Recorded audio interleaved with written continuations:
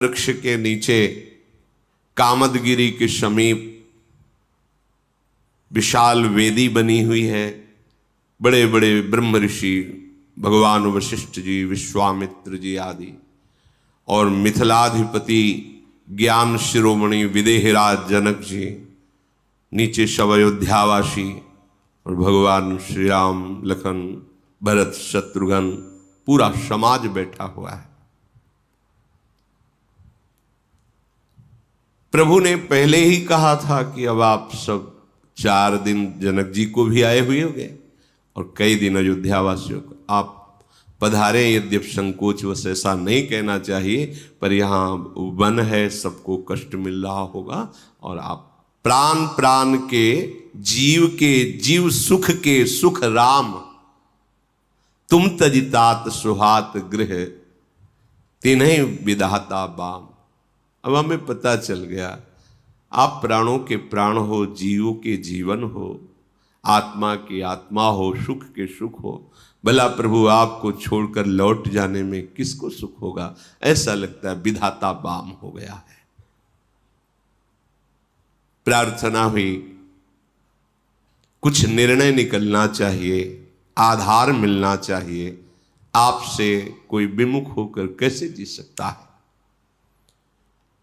सारी सभा की दृष्टि विदेहराज जनक पर टिकी हुई है।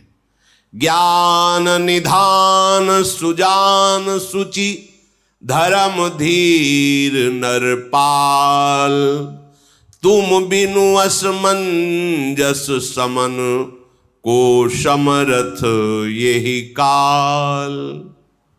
भगवान वशिष्ठ जी ने कहा, विदेहराज जनक जी, आप तो ज्ञान के भंडार हैं, परम सुजान है, परम पवित्र हृदय आपका है, धर्म की धुरी को धारण करने वाले हैं। अब आप ही असमंजस को मिटा सकते हैं। कैसे जिए हम अयोध्यावासी, राम वन में है, आप ही बताइए क्या ठीक निर्णय रहेगा। मुनि वशिष्ठ जी के वचन सुन करके जनक जी प्रेम मगन हो गए और कहा, जो स्वयं ज्ञान के समुद्र है, उनके श्रीमुख से ऐसा वचन निकलना कोई आश्चर्य की बात नहीं है। पर प्रभु महाराज ने तो वनवास दिया श्री राम को और अपने प्राण त्याग दिए, और अब हम ये बड़ाई ले कि देखो हम ज्ञानी, हमको तो कोई मोह है नहीं, इसलिए राम वनवास में रहे। यही चाहते हो ना कि हम बोले, ये हम बड़ाई और ले। महाराज ने वनवास देकर तो प्राण त्याग दिए, ये महामहिमा। और हम कि भाई हम तो ज्ञानी हैं, हमें कोई मोह तो है नहीं, तो राम जी वन में रहे। यही सुनना चाहते हो क्या?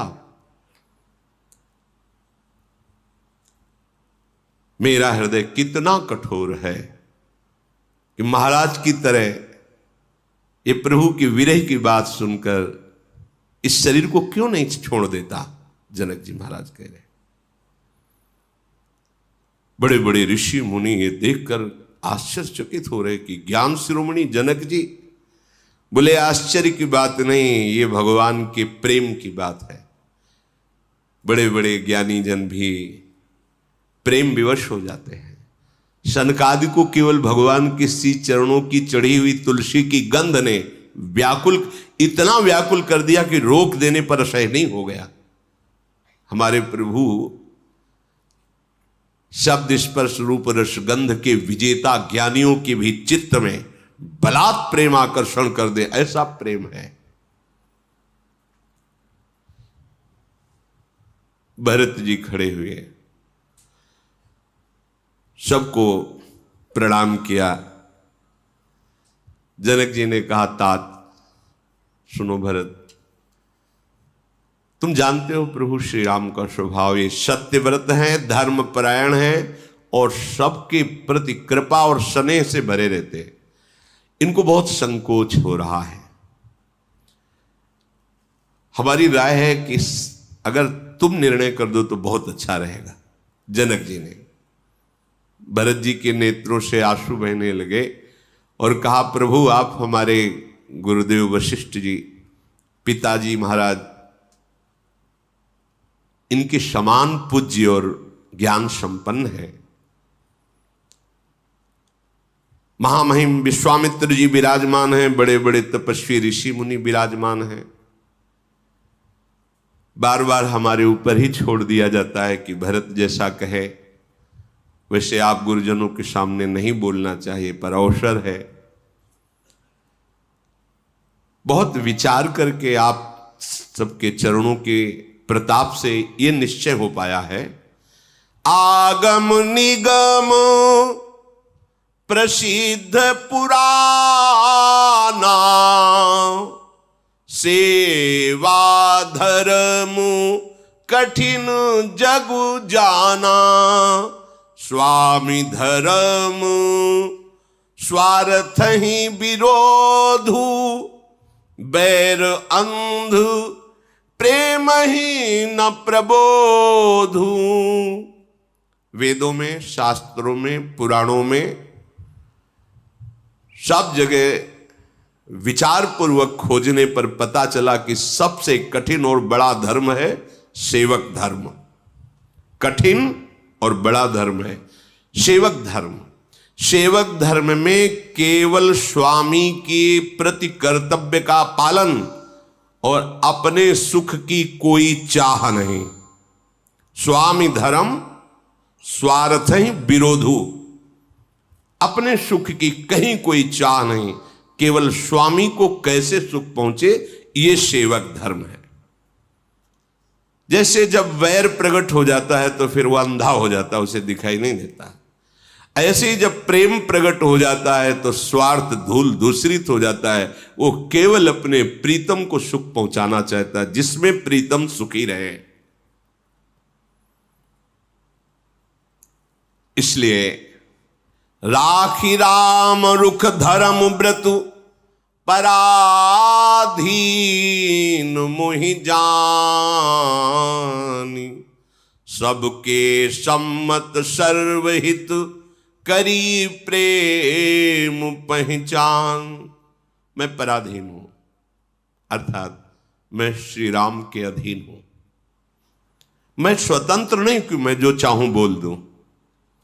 मेरी रुचि राम रुख लेके चलेगी। मेरे प्रभु सत्य का व्रत धारण करने वाले हैं, सबके प्रेम को पहचानने वाले हैं। इसलिए बस मैं यही कह रहा हूं, मैं पराधीन हूं। भरत जी की बात सुनकर जनक जी सराहना करने लगे कि समझो भरत जी के गूढ़ शब्द। सुगम और अगम, थोड़े शब्द हैं पर सुगम और अगम, सुंदर, कोमल और कठोर। बड़े बड़े ज्ञानी जन बैठे, विचार कीजिए भरत जी की बात को। दर्पण हाथ में है पर नेत्रहीन को मुख नहीं दिखाई देगा। ऐसे ही ज्ञान के बिना, ज्ञान नेत्र है, भरत जी की बात समझ में नहीं आएगी। कह रहे बहुत ही सुकोमल और बहुत ही कठोर, बहुत ही सुगम और बहुत ही अगम है। ज्ञानी राज जनक जी मगन हो गए भरत जी की बात सुनकर। देवताओं ने जब देखा कि महिमा भरत जी की प्रकाशित हो रही है, बात भरत जी के ऊपर आ रही है, भरत जी तो ऐसा कह रहे, तो सराहना तो भरत जी की बनती, पर सरस्वती जी से कहा कि आप संभालो, बीच में आप कूदो, अयोध्या वासियों का उच्चाटन करो, मिथिला वासियों का उच्चाटन करो। यहां सबको रुचि नहीं रहनी चाहिए, नहीं हमारी बनाई बात बिगड़ जाएगी। आप कोई माया रचो। सरस्वती जी ने कहा मूर्ख हो क्या तुम? भरत जी की मति में हमारी कोई शक्ति काम करेगी? अरे ब्रह्मा विष्णु महेश की माया इतनी प्रबल है, वो भी भरत जी की बुद्धि को छू नहीं सकती, फिर हमारी क्या छू सकती है? तुम बड़े भोले हो देवताओं, स्वार्थ के वशीभूत होकर तुम जानते नहीं हो, कहीं चांद की चांदनी किरण प्रचंड सूर्य को अपने प्रभाव से दबा सकती है क्या? मैं एक किरण हूं। और भरत की बुद्धि प्रचंड भास्कर है, भगवत प्रेम से युक्त, उनको मैं बदल सकती हूं क्या? जिसकी बुद्धि के निश्चय में प्रभु विराजमान है, उसकी बुद्धि अटल होती है, उसे कोई नहीं बदल सकता। जहां सूर्य का प्रकाश है वहां अंधेरा नहीं रह सकता। सरस्वती जी ने कहा, देवताओं तुम्हारी बुद्धि स्वार्थ के अधीन, इसलिए तुम ऐसी विनय बार बार कर रहे हो। देवताओं को फिर भी संतोष नहीं हुआ। तुरंत उन्होंने षड्यंत्र रचा, भय, भ्रम, उच्चाटन, अप्रीति, इसका प्रयोग कर दिया पूरी सभा के ऊपर। समस्त देवता पूरी सभा के ऊपर भय, भ्रम, अप्रीति, उच्चाटन। सोचो, जब तुम भगवत प्राप्ति के लिए चलते हो तो ये 4 शब्दों को नापना। भय, एक अजीब सी घबराहट, भ्रम, पता नहीं भगवान है कि नहीं, मिलेंगे कि नहीं मिलेंगे, क्या ऐसे ही जलता रहना पड़ेगा। अप्रीति, आराध्य देव के प्रति कोई भी प्रेम नहीं बन रहा। उच्चाटन, ये दैवी माया, ये जब प्राकृतिक माया से निकलना चाहता है तो दैवी माया प्रकोप। साधक जन जब प्रश्न करते हैं तो पता चलता है, और अपनी छाती को भी तो देखा है, हृदय को भी तो देखा है। ये कुचाल कर दिया देवराज इंद्र ने। जनक जी, वशिष्ठ जी, विश्वामित्र जी और भरत जी, इन बड़े बड़े महापुरुषों के ऊपर उसका कोई प्रभाव नहीं, और सब प्रभावित हो रहे हैं। सारी समाज में कभी अयोध्या अच्छी लगती है, कभी चला जाए यहां से, कभी एक भयावह कि प्रभु से बिलक कैसे रह पाए। विविध भाव, एक रस जो जहां राम प्रेम विराजमान था, देखो वहां प्रकट कर, ये बहुत प्रचंड है। इसलिए करो सदा तिनके रखवारी, जिम बालक राखे मातारी, तभी परमार्थ सिद्ध होता है। नहीं तो गिरने में देर नहीं लगती। साधन बल काम नहीं करता, मेरे बल सी वृंदावन रानी। सबकी तरफ देखा इन महापुरुषों ने और कहा कि हे तात राम, अब तुम निर्णय कर दो। अब तुम जिसको जो आज्ञा करोगे वही बात स्वीकार हो जाएगी। रघुनाथ जी बहुत ही सरल, सत्य, कोमल वाणी में बोले, मिथिलाधिपति महाराज के विराजमान होते हुए जो बोलना भी होगा वो अच्छा नहीं लगेगा। आपकी और गुरुदेव की आज्ञा है तो मैं शपथ पूर्वक कहता हूं, जो आप लोग निश्चय करें भरत जी की सहमति के अनुसार, मैं वही स्वीकार कर लूं। मुझे अच्छा नहीं लगता कि मैं अपनी तरफ से कुछ बोलूं। फिर सारी सभा भरत जी की तरफ। भरत जी बड़े संकोच में हो गए कि बार बार घूम के बात मेरे ही ऊपर आ जाती है। बड़ा भारी धैर्य समझकर अपने प्रेम को संभाला। भरत जी प्रणाम करके, हाथ जोड़ करके विनय पूर्वक का क्षमा कीजिए, जब बात हमारे ही ऊपर आ जाती है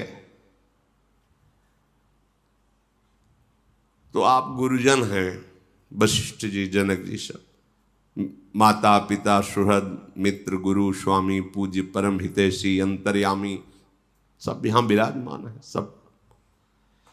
और मैं शरणागत हूं। शरणागत का हित करना आप सबका स्वभाव है, आदर करना, अवगुणों को ढक लेना, ये आपका स्वभाव है। आप जैसे स्वामी और मेरे जैसा द्रोह करने वाला सेवक पर आप बार बार हमारे ऊपर ही निर्णय छोड़ देते हैं। तो हमने देखा है त्रिभुवन में कोई ऐसा नहीं है जो ईश्वर की आज्ञा को मेट सके, और हमारे ईश्वरों के भी ईश्वर भगवान श्री राम हैं। ये ऐसे स्वभाव के हैं कि ढिठाई को भी सेवा मान लेते हैं। नाथ, यद्यपि मैं दूषण युक्त हूं पर आपको सब भूषण दिखाई दे रहा है। आपकी स्वभाव, आपकी रीति, हमने तो देखा है कि एक बार जो आपको प्रणाम कर ले, आप जीवन भर उसका निर्वाह करते हैं। सकृत प्रणाम किए अपनाए, एक बार प्रणाम कर ले तो जीवन भर। एक बार प्रणाम किया था इसने, इसलिए इसकी रक्षा करनी चाहिए। ऐसे तो आप हमारे स्वामी हैं। मैं भुजा उठाकर प्रण रोप कर कहता हूं कि स्वामी की इच्छा के सिवा मेरी अब कोई इच्छा नहीं रह गई। भरत जी ने कहा कोई इच्छा नहीं है हमारी, जो हमारे स्वामी की इच्छा। हमारे स्वामी को स्वभाव अपने सेवक की बिगड़ी हुई बात को संभाल देना। कृपालु, कौन आपकी महिमा का वर्णन पूर्ण रूप से कर सकता है। आपके चरण कमलों की रज को साक्षी बना करके अपने सुख की चरम सीमा में यही समझता हूं कि सोते जागते उठते बैठते मैं आपकी आज्ञा का पालन करूं। भरत जी ने कहा, कोई स्वार्थ, कोई कपट, अर्थ धर्म काम मोक्ष या इनकी किसी की आकांक्षा मेरी कोई नहीं है। बस अब हमारे हृदय में रह गई मेरे स्वामी प्रभु श्री राम जो आज्ञा करे, मैं मन वचन कर्म से उसी का पालन करूं। देव, बस अब मुझे आज्ञा रूपी प्रसाद मिल जाए, यही हमारी इच्छा है। अगर हमारे ऊपर बार बार बात डाल दी जाती तो बस एक ही इच्छा रहेगी, मेरे स्वामी श्री राम मुझे आज्ञा रूपी प्रसाद दे और मैं मन वचन कर्म से आजीवन उनकी आज्ञा में रहूं। बस अब वो जो आज्ञा दे दे। भरत जी ऐसा कहकर प्रेम विवश हो गए। कृपा सिंधु भगवान श्री राम भरत जी का हाथ पकड़ करके अपने समीप बैठाला और स्नेह करने लगे। दोनों समाज ये देख करके प्रेम विकल हो रहे हैं। इंद्र ने फिर सोचा कि ये तो बहुत प्रेम विवश हो रहे हैं। उनका मन छली है, कपटी है इंद्र का। पूरी ताकत लगा के इंद्र पद की जितनी सामर्थ्य मिली थी उन्होंने उच्चाटन का प्रयोग कर दिया सबके अंदर। देखो दैवी माया का प्रकोप।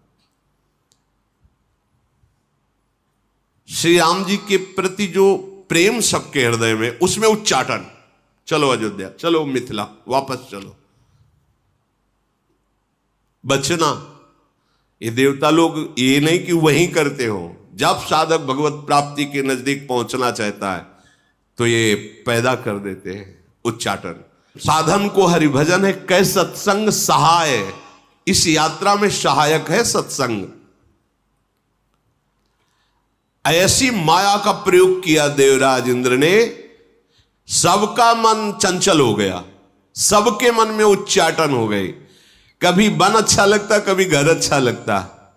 ऐसी दुविधामयी स्थिति हुई कि जैसे दो नदियों का संगम हो रहा हो तो जल उछलता है, ऐसे मन की दशा। एक अशांति, सामने प्रभु विराजमान है, एक ये दैवी माया, क्योंकि उन्हीं की शक्ति से वो संपन्न है। भरत जी, जनक जी, मुनिजन, मंत्री और ज्ञानी साधु संतों को छोड़कर कोई ऐसा नहीं बचा जिस पर देव माया ने अपना प्रभाव न लगा दिया हो। धर्म धुरंधर, धीर, नीति में चतुर, सुख समुद्र श्री रघुनाथ जी ने देखा तो हंस पड़े कि देवताओं, तुम्हें अब भी तसल्ली लगी। सारी की सारी सेवा तुम तुम्हारे लिए ही कर रहे, फिर भी हमारे सब अयोध्यावासी सब जनों को प्रभु ने ये दशा देख करके विचार पूर्वक, परिणाम में सबका मंगल हो। हे तात, कर्म से, वचन से, मन से निर्मल तुम्हारे सामान केवल तुम ही हो। गुरुजनों की सभा में, हे छोटे भाई भरत, तुम्हारा यश गान करना ठीक नहीं रहेगा, पर गुरु प्रसाद से माता पिता गुरु स्वामी की आज्ञा का पालन करना सबसे बड़ा धर्म होता है। तात, अब मेरी बात पर ध्यान दो। तुमको सिर्फ वही करना है जिससे पिता की आज्ञा का पालन हो। पिताजी ने हमें आज्ञा करी है 14 वर्ष का वनवास। चाहे प्रजा को कितना भी दुख पहुंचे, हम समझ रहे हैं, पर हम पिता की आज्ञा का पालन करने के लिए तत्पर हैं। हे भाई, मैं जानता हूं कि तुम बहुत प्रेम करते हो, पर तुम्हें सहयोग करना होगा मेरी इस बात पर। 14 वर्ष तक तुम्हें भारी दुख सह करके भी हमारे पिता की आज्ञा पालन में सहयोग करना होगा। अर्थात हमारा वन निश्चित है और तुम्हें अयोध्यापुरी में मेरे लिए कष्ट सहते हुए राज्य का पालन करना होगा। तुम कोमल हो, बहुत द्रवित हृदय के हो, तुम्हारे लिए कठोर आज्ञा है क्योंकि वियोग होगा इसमें। पर तात, समय ही ऐसा है, इस कुअवसर में अपने ही सहायक होते। तुम मेरी सहायता करो। वज्र के आघात को भी हाथ से ही रोका जाता है, भले कट जाए। इसलिए तो हमारी इस आज्ञा का पालन करो। मैं 14 वर्ष वनवास में रहूंगा और महाराज के द्वारा पालित प्रजा का पालन तुम्हें करना होगा। यह हमारी आज्ञा है, ये तुम्हारा सहयोग होगा। मैं समझ रहा हूं तुम्हें दुख मिलेगा, पर तुम्हें ऐसा करना। भरत जी के लिए कहा। यद्यपि बहुत प्रेम से प्रभु बोल रहे थे, सारी सभा विकल हो गई। भरत जी ने हाथ जोड़कर प्रसन्न मुद्रा में कहा, स्वामी अनुकूल हैं, मेरा विषाद मिट गया, मैं वही करूंगा जो आपकी आज्ञा है। ये बहुत बड़ी बात है।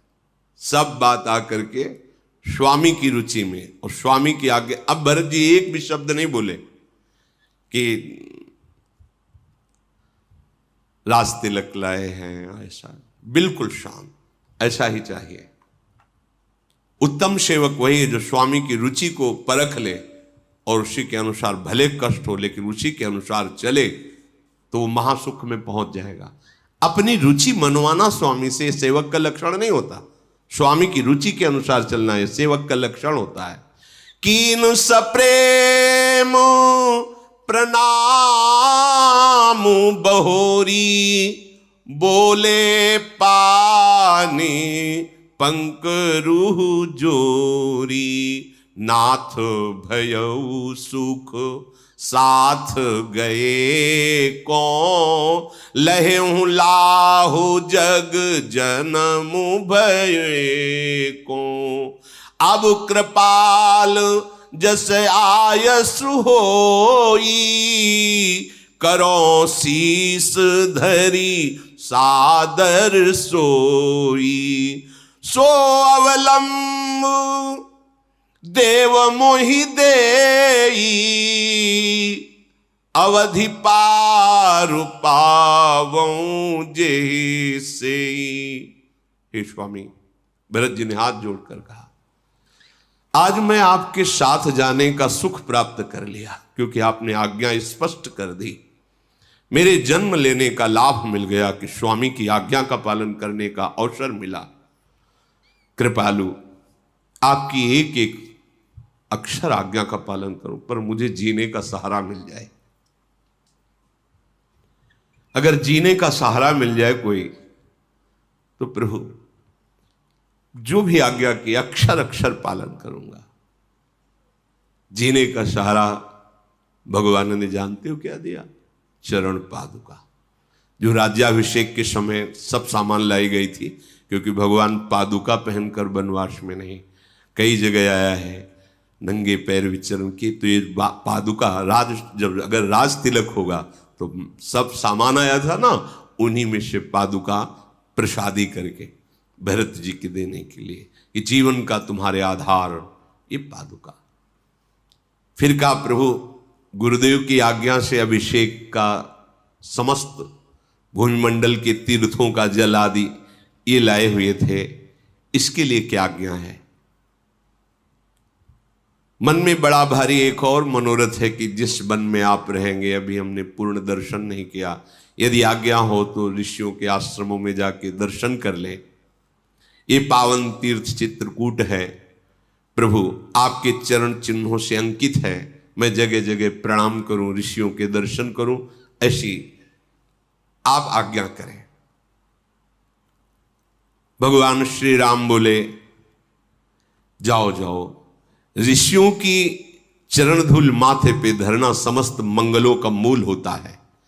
ये अत्रि ऋषि हैं, समीप ही बैठे थे, इनके साथ जाओ और निर्भय विचरण करो, और जहां ये कह दे वहां ये तीर्थों का जल स्थापित कर देना जो राज तिलक के लिए, अभिषेक के लिए लाए हो। अब जब ये बात हो गई तो देवता लोग फूलों की वर्षा करने लगे, क्योंकि उनके मन की बात हो गई ना कि अब प्रभु 14 वर्ष वनवास।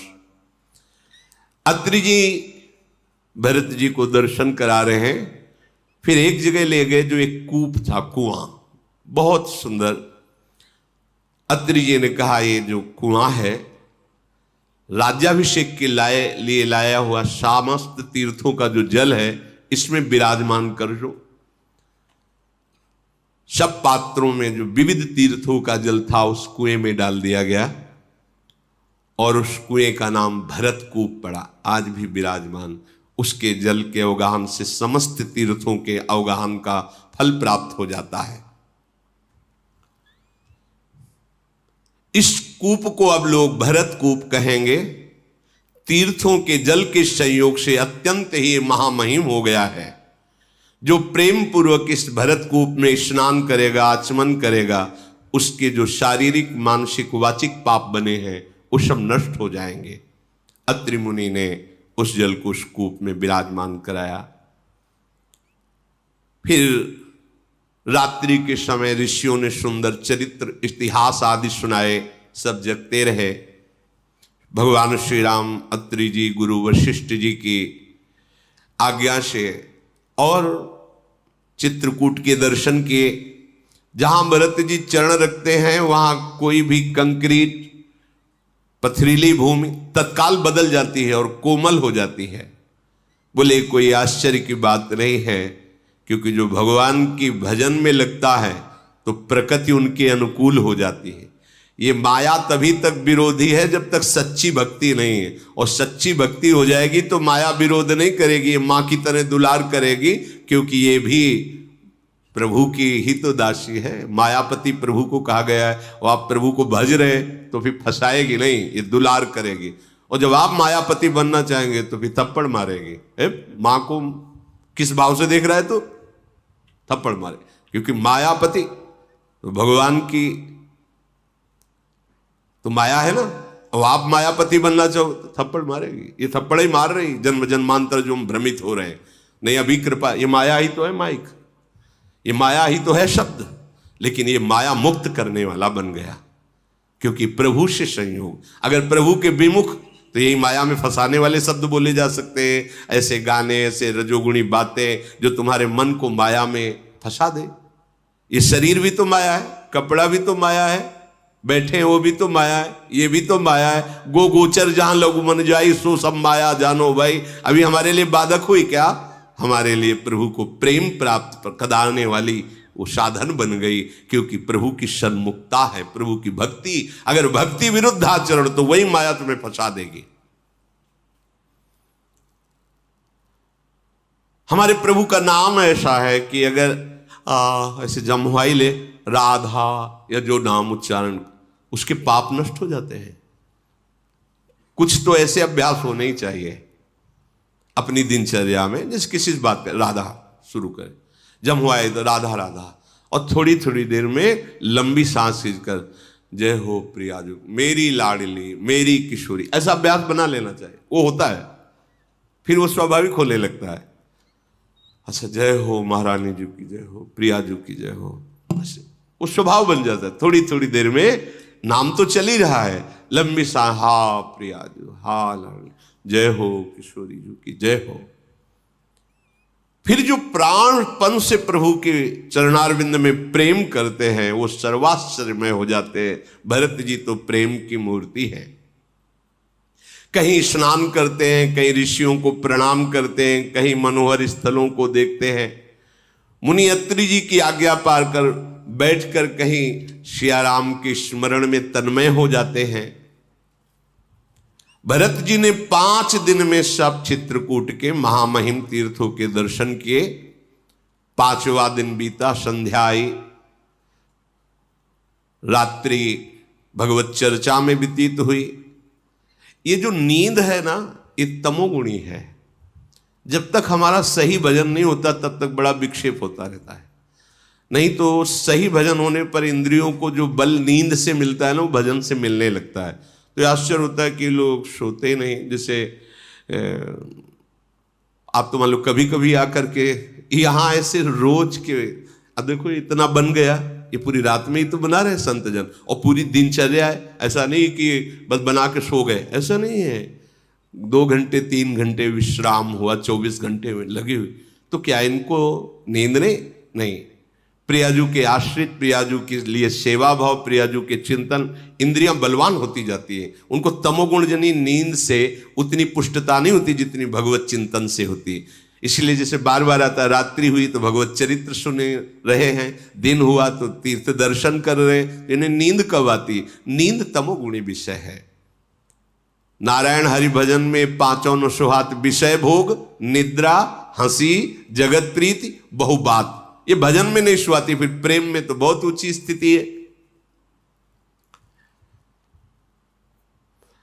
श्री जनक जी महाराज और अयोध्या के सब जन बैठे हैं। श्री राम जी सकुचाते हुए फिर कहा कि हमें ऐसा लगता है, फिर पृथ्वी की तरफ देखने लगते हैं कि अब आप सब पधारे। बड़े संकोच से भगवान बोल रहे, बड़े संकोच से। भरत जी प्रेम पूर्वक उठे। स्वामी को संकोच में नहीं डालना चाहिए। साष्टांग दंडवत की, हाथ जोड़कर कहा कि यद्यपि हमने आपको संताप ही पहुंचाया, दुख ही पहुंचाया, आप मुझे अब आज्ञा कीजिए। 14 वर्ष तक केवल आपके आने की बाट में मैं जीवित रहूंगा। दीनदयाल में प्रार्थना किया था, जीने का सहारा दे दीजिए। कोशलाधीश और कुछ जो अयोध्या वासियों की सेवा के लिए विशेष आज्ञा हो, वो आप मुझे दीजिए। दीनबंधु परम चतुर भगवान श्री राम भरत जी के ऐसे छल रहित तो वचन सुनकर के बोले, हे तात, तुम्हारी, मेरी, परिवार की, घर की, वन की सारी चिंताएं तो गुरुदेव संभाल रहे हैं, वशिष्ठ जी, और महाराज जी जनक का भी हम पर वरद हस्त है, इसलिए मुझे और कोई चिंता नहीं है। जब सिर पर गुरुदेव कृपा होती है तब कुछ संभालना नहीं पड़ता। विश्वामित्र जैसे महर्षि हमें अपना मानते हैं, मिथिलाधिपति जैसे ज्ञानी महाराज जनक हमें अपना मानते हैं, तो ऐसों को कहीं कोई अनर्थ स्पर्श नहीं कर सकता। बस हमारा और आपका एक ही पुरुषार्थ है कि कभी इनकी आज्ञा का उल्लंघन ना हो। तुम्हें नहीं संभालना, संभालेंगे तो ये सब, बस तुम्हें केवल देखना है। भगवान श्री राम कह रहे कि हमारा स्वार्थ, पुरुषार्थ, सुयस, धर्म, परमार्थ, ये सब इसी में है कि कभी गुरुदेव की आज्ञा का उल्लंघन ना हो। जैसा वशिष्ठ जी महाराज कहे वैसे ही आपको चलना है। जो गुरुदेव की आज्ञा का पालन करता है उसे लोक और वेद दोनों में बड़ाई प्राप्त होती है।